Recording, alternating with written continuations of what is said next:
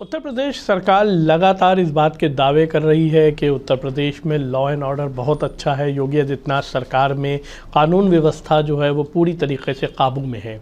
लेकिन आज उत्तर प्रदेश सरकार की कानून व्यवस्था पे एक बड़ा सवाल खड़ा हो गया। ये उस वक्त हुआ जब कांग्रेस के नेता कन्हैया कुमार उत्तर प्रदेश कांग्रेस कमेटी में युवा संसद में भाग लेने के लिए आए। वहाँ मौजूद युवा संसद में एक युवक ने उनके ऊपर एक लिक्विड को उछाला, एक पदार्थ को उछाला। हालांकि इसकी पुष्टि नहीं हुई है कि वो एसिड था या कोई और पदार्थ, किसी और किस्म का केमिकल था, लेकिन ये पदार्थ जो उसने उछाला उससे कई लोगों के कपड़ों पे पड़ा, जिनकी कपड़ों की रंगत बदल गई। और ये भी कहा जा रहा है कि कन्हैया वगैरह की स्किन पे काफ़ी देर तक जो था इसकी जलन महसूस की जाती रही।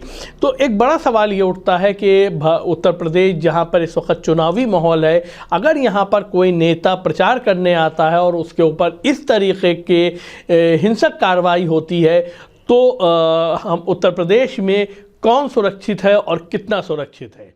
और आज जब कन्हैया लखनऊ आए तो कन्हैया के ऊपर एक तरह से केमिकल अटैक भी किया गया। हम कन्हैया से बात करेंगे कि वो आज उनके ऊपर जो अटैक हुआ है उसको किस तरह से देखते हैं। देखिए, पहली बात तो ये कि मेरे ख्याल से हमारी बहन भी इसको स्वीकार करेंगी, हम लोग अभी भी कार्यकर्ता ही हैं, लोगों के हकूक़ के लिए लड़ना चाहते हैं और आंदोलन में ज़रूर थे।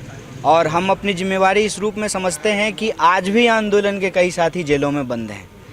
सवाल ये है कि आंदोलन का जो सवाल है, जब चुनाव होगा तो उसको कोई पार्टी एड्रेस करेगी कि नहीं करेगी। और हम समझते हैं कि कांग्रेस पार्टी को इस बात के लिए धन्यवाद दिया जाना चाहिए कि आप किसी भी आंदोलन को देखेंगे उसमें से कुछ लोगों को वो प्रतिनिधित्व भी देती है, उस सवाल को प्रमुखता से उठाती भी है।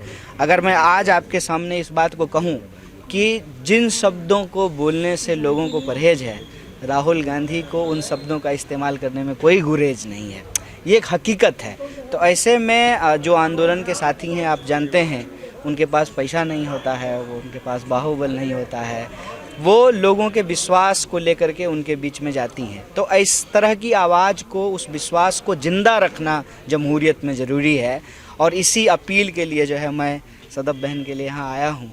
और रही बात वो अटैक की, देखिए क्या है ना कि एक बात कही जाती है और हम लोग हमेशा उसको दोहराते हैं, वह पथ क्या पथिक कुशलता क्या जिस पथ में बिखरे शूल न हो, नाविक की धैर्य परीक्षा क्या जब धाराएं प्रतिकूल न हो।